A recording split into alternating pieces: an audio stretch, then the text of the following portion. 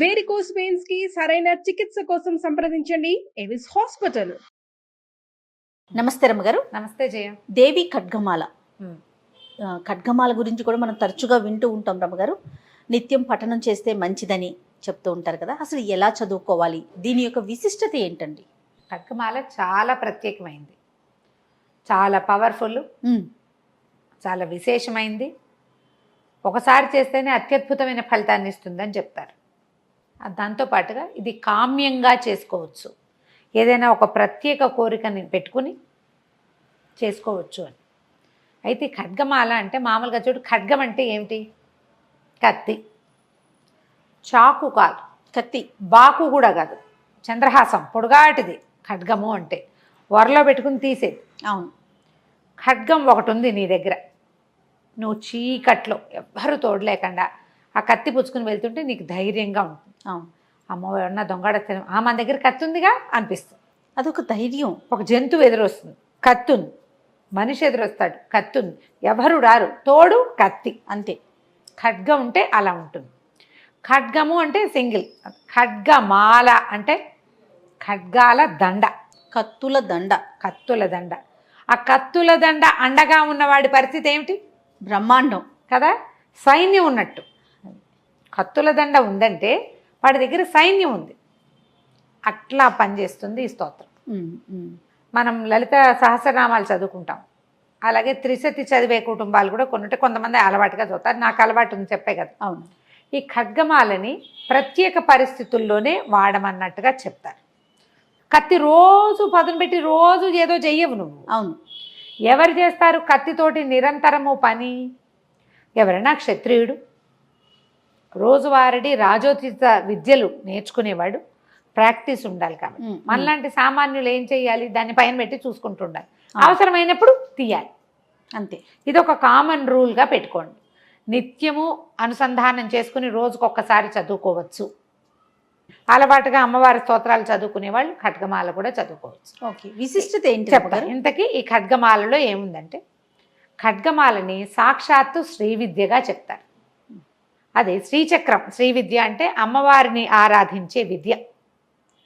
సమయాచారం అంటే పూర్తిగా అమ్మని సాత్విక ధోరణిలో ఆరాధించే విధానంలో ఈ శ్రీచక్రాన్ని ఆరాధన చేస్తాం. ఈ శ్రీచక్రాలు రెండు రకాలుగా కనపడతాయి మనకి. ఒకటేమో ఇట్లా మేరు ప్రస్తారం, పైకి ఉన్నట్టు. అవునవును. ఆవరణలు ఉండి ఇట్లా పైకి కొసతేలు ఉండేది. ఇంకొకటి భూప్రస్తారం, ఇట్లా పిండితో కానీ కుంకుమతో కానీ రాగి రేకు మీద, బంగారు రేకు మీద లిఖించబడి ఉండేది. ఆవరణలన్నీ త్రికోణాలు, చతుష్కోణాలు, అన్ని కోణాలు, తర్వాత ఏమో దళాలు, ఇవన్నీ ఇలా నేల మీద లేదా ఏదైనా ఒక దీని మీద వేయబడి ఉండేది భూప్రస్తారం. ఈ రెండిట్లలో ఈ శ్రీచక్ర అర్చనే అమ్మని ఆరాధించే అసలైన విధానం అని చెప్తారు. దీనికి బోధ కావాలి, నేర్చుకోవాలి, ఉపదేశం కావాలి, గురు సహాయం కావాలి, చాలా ఉన్నాయి వ్యవహారాలు. అయితే ఇందులో ఈ శ్రీచక్రంలో 9 ఆవరణలు ఉంటాయని చెప్తారు. ఆవరణలు ఉన్నాయి అందులో. దేవి నవావరణ పూజ అని ఒక విశేషమైన విధానంలో అమ్మవారిని అర్చిస్తారు.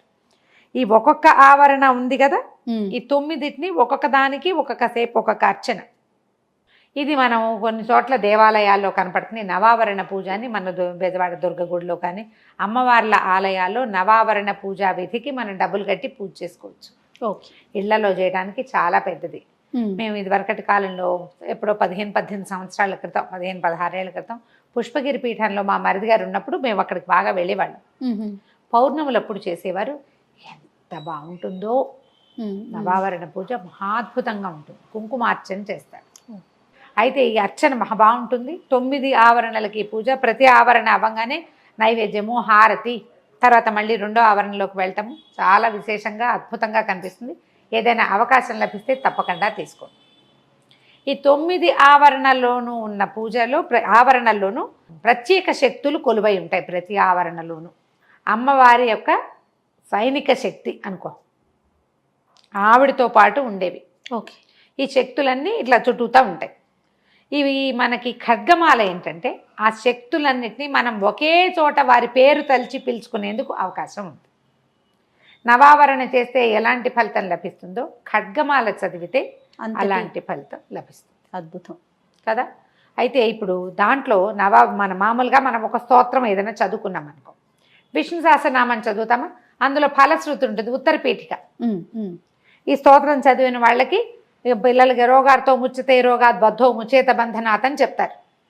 ప్రతివాడికంటే రోగంతో ఉన్నవాడికి రోగం పోతుంది, బంధనాల నుంచి విడిపడతాడు, డబ్బులు కావాల్సిన వాడికి డబ్బులు, సంతానార్థికి సంతానము, ఆరోగ్యం కావాల్సిన వాడికి రోగికి ఆరోగ్యము అన్నీ లభిస్తాయని ఫలశ్రుతి మనకి కనపడుతుంది. అది చదువుతూ ఉంటాం, మనం అందరం చదువుతాం కదా. అవునండి.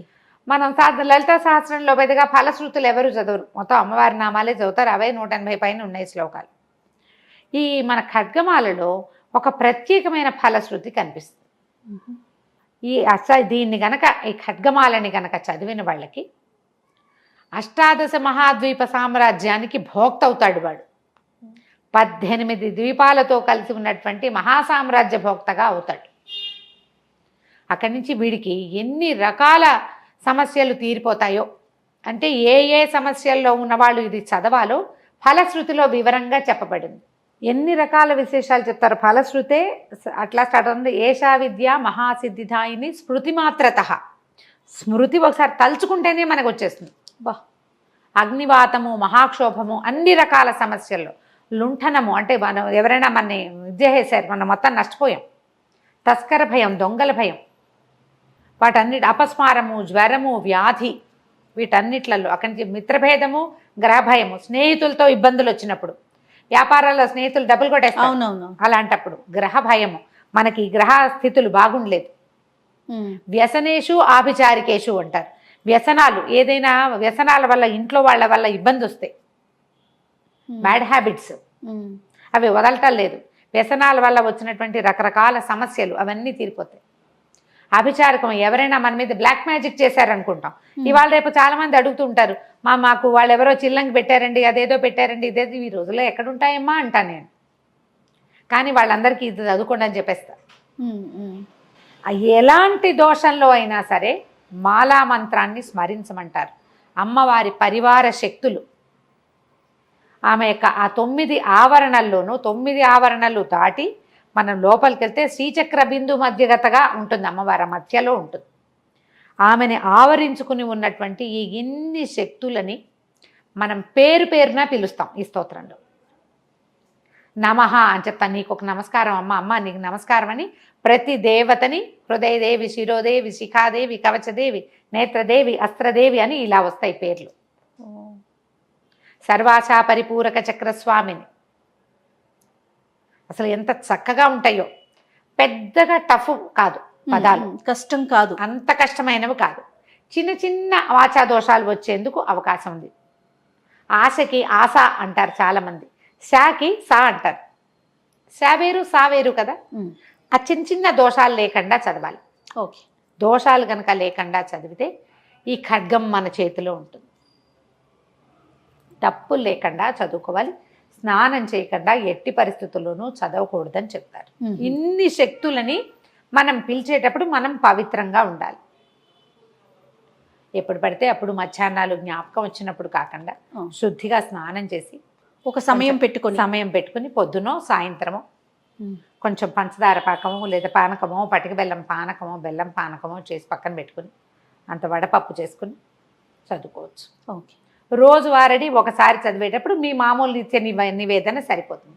మీకు ఏదైనా భయము, ఇబ్బంది, చేయవలసిన పరిస్థితి, ఏం చేయాలో తెలియని దుస్థితి, ఇలాంటి పరిస్థితులు ఉండి మీరు కొంతకాలం చేయదలుచుకుంటే కనుక 11 సార్లు రోజుకి చొప్పున 21 రోజులు చేసుకోమంటారు. నేను 3 సార్లు చేస్తాను జయ. దసరాల్లో రోజు 3 సార్లు, అది పొద్దున 3 సార్లు, సాయంత్రం 3 సార్లు అవుతుంది. 2 పూట్ల అర్చన చేస్తాం కదా, కాబట్టి పొద్దున సాయంత్రము చేస్తాను. ఈ మామూలు రోజుల్లో ఒకసారి, రోజువారీ ఓసారి చదువుకోవడం. అన్ని స్తోత్రాలతో పాటు కనకధార, రామరక్ష స్తోత్రము, వాటితో పాటు వెంకటేశ్వర రావలంబం, వాటన్నిటితో పాటు ఇది కూడా చదివేసుకుంటాం. మనకు అలవాటు అయిపోతే ఎక్కువ సమయం ఏమీ పట్టదు. అన్ని నామాలే కదా, శ్లోకాలుగా ఉండవు. ఓ 2 పేజీల ప్రోగ్రామ్ మొత్తం అలవాటు చేసుకుంటే మనకేంటంటే పిల్లలకి బ్యాడ్ హ్యాబిట్స్ ఉన్నా, భర్తలకి బ్యాడ్ హ్యాబిట్స్ ఉన్నా, నీకు ఎప్పుడైనా ఏదైనా ఒక మందు వేసుకోగానే తగ్గుతుందా? కొంత సమయం ఇవ్వద్దు, శరీరానికి ఇవ్వాలి కదా రమ్మగారు, ముందుగా ఇవ్వాలి. పైగా ఇప్పుడు డోలో లాంటివి వేసుకోగానే తగ్గిపోతుందండి అంటాం. ఒక 5-6 గంటల తర్వాత మళ్ళీ మామూలుగా మళ్ళీ మామూలు వచ్చేస్తుంది కదా, దాన్ని కూడా మనం రిపీటెడ్ గా వాడుతూ ఉంటాం వాడుకోవాలి. కదండి. తగ్గడానికి కొంచెం సమయం పట్టినట్టే, కొద్దిగా సమయం తీసుకున్నా కూడా మన సమస్యలు తీరిపోతాయి. ఒకసారి మన సమస్య తీరిందనుకో, దీన్ని అలవాటుగా ఉంచుకోండి మీతో పాటు. అంతే, ఎవరైనా చదవచ్చు, స్త్రీ పురుష వయో భేదాలు లేవు లేవు ఎవరైనా చదవచ్చు. మీకు తప్పులు ఉన్నాయి అని అనిపిస్తే ఎవరైనా పెద్దవాళ్ళ దగ్గర ఈజీగా మీ పురోహితుడు ఆయన దొరుకుతాడు. అవును అవును. అక్షరాల దోషం ఉంటే పుస్తకంలో సరి చేయించుకోండి. దీనికి ముందు ఒక ప్రార్థనా శ్లోకం వస్తుంది. హ్రీంకారాసన గర్భితానల శిఖామని అమ్మవారిని, ఆమె యొక్క స్వరూప వర్ణన ఉంటుంది, ఎంత బాగుంటుందో, మహాద్భుతంగా ఉంటుంది. ఆ శ్లోకం చదువుకోవటం, తర్వాత చిన్న కొద్దిగా ఫలశ్రుతి 2-3 వాక్యాలు చెప్పి కింద ఇంకో శ్లోకం చెప్తారు. దాని తర్వాత నామాలు మొదలైపోతాయి. మొత్తం నామాలు చదివేసుకున్నాక ఫలశ్రుతి ఉంటుంది. ఓకే, ఫలశ్రుతి మీరు 3 సార్లు చదివేటట్టయితే నామాలన్నీ చదువుకుని మళ్ళీ మొదటికి వెళ్ళి మళ్ళీ నామాలు చదువుకుని మళ్ళీ నామాలు 3 సార్లు చదువుకుని అప్పుడు ఫలశ్రుతి చదువుకోవచ్చు. మొదటిది అంటే ప్రార్థనా శ్లోకాలు, ఫలశ్రుతి 1 టైము, మధ్యలో ఉన్న నామాలు 3 టైమ్స్. ఇలా చదువుకోండి. ఇది చాలా ఉపయోగపడేది. ఇప్పుడు అన్నీ ఉపయోగపడేవే చేయ, ఒక్కొక్కళ్ళకి ఒక్కొక్క సూట్ అవుతుంది. ఇది కరెక్ట్. ఒకటి తర్వాత ఒక్కొక్కళ్ళ మనసు ఒక్కొక్క విషయంలో రంజిల్లుతుంది, పట్టుకుంటుంది, ఆకట్టుకుంటుంది, అది మన ఆకట్టేస్తుంది, మనం పట్టుకుంటాం, ఎక్కువ ఆసక్తిగా ఉంటుంది. అవునండి. కానీ ఇవి పెద్ద పెద్ద ప్రమాదాల నుంచి కూడా ఇది మనని రక్షిస్తుంది. అలవాటుగా చేసుకోవాలి. అప్పుడు వచ్చినప్పుడు కాకుండా అనుసంధానం చేసి ఉంచుకోండి. అంతే కదా. ఆడపిల్లలకి నేర్పించండి. శుద్ధిగా ఉన్నప్పుడు మాత్రం చదువుకోవాలి. ఈ నియమాన్ని మాత్రం ఉంచుకుంటే అద్భుతమైన ఫలితాలను ఇస్తుంది. అమ్మవారి యొక్క ఖడ్గమాల ఆమె మనతో ఉన్నట్టే, బా, ఆ పరివార శక్తులన్నీ మన వెనకాల నుంచున్నట్టే. అంతకు మించి ఇంకేం కావాలి? ఇంకేం కావాలి? ఒకళ్ళు వస్తే చాలుగా తోడు, మనకి అంతే, ఒక్కళ్ళు తోడు ఉంటే చాలు. కరెక్ట్. మనిషి అన్నవాడు ఒకడు ఉంటే చాలు. దైవం ఇంతమంది, ఇన్ని దేవతా స్వరూపాలు మనతోటి ఉంటే ఇక మనకు అడ్డేముంది? అద్భుతంగా ఉంటుంది. ప్రయత్నం చేసి చూడండి, నేర్చుకోండి ముందు. తప్పకుండా అండి. నమస్తే. నమస్తే జయ.